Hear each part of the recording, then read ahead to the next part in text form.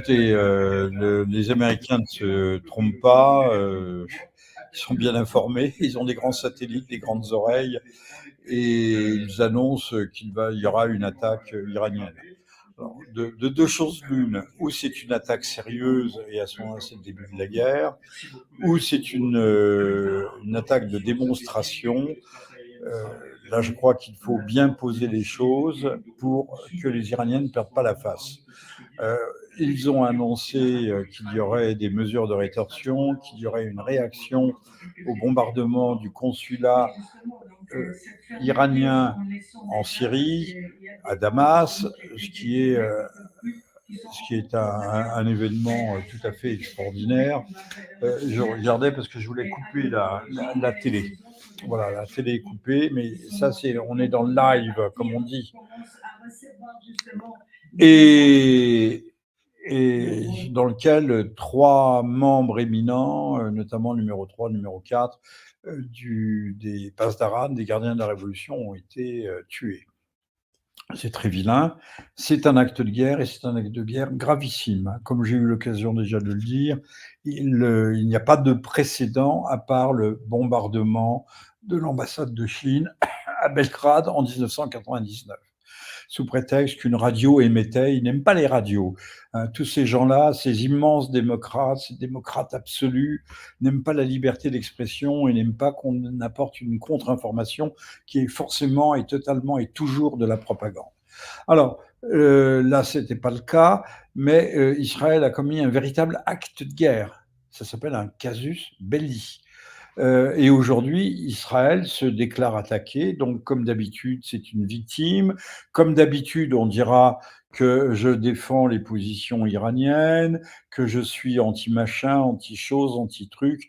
Je ne suis ni machin, anti-chose, ni anti-truc, mais j'essaye d'être objectif et de regarder. L'acte de guerre, le coup de feu initial a été tiré par l'État israélien.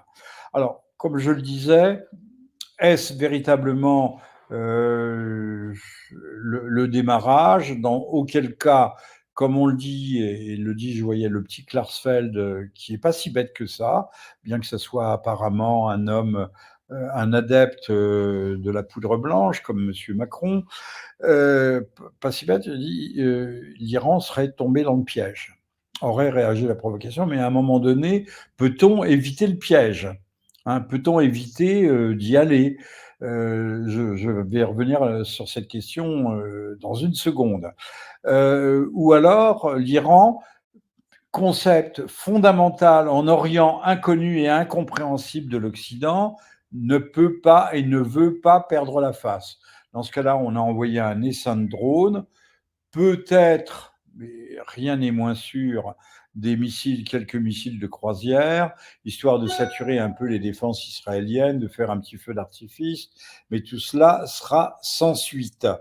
Donc, une mise en scène, on fait du théâtre, on fait des gesticulations.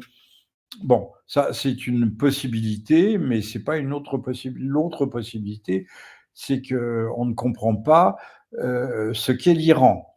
L'Iran, c'est l'islam, mais qui n'est pas l'islam ordinaire, c'est pas l'islam sunnite, c'est l'islam chiite.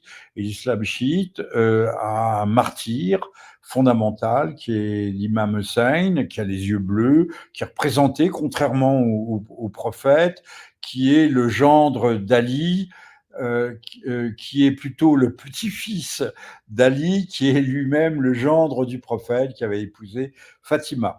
Or, cette religion, qui est d'ailleurs fort proche de la religion catholique, est une religion du martyr, de la passion. De la passion, on voit toujours les chiites qui se flagellent avec des chaînes ou autrement, qui battent leur coulpe, et qui commémorent la passion, au sens fort et terrible du terme, de l'imam Hussein. Bon, ceci étant dit, c'est que l'Iran a le sens du martyr.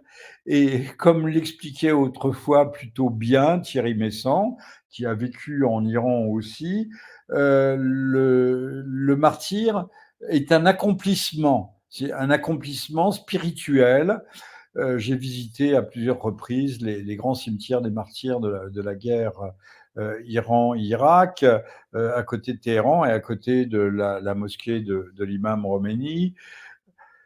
C'est tout à fait impressionnant. On se rend bien compte que la mort en martyr, le témoin, n'est pas quelque chose de vain. Les Iraniens sont prêts à se sacrifier. Or, les Américains, évidemment, comme pendant la guerre de Yougoslavie, essaieront de détruire les centres de commandement. Ils l'ont déjà fait d'ailleurs.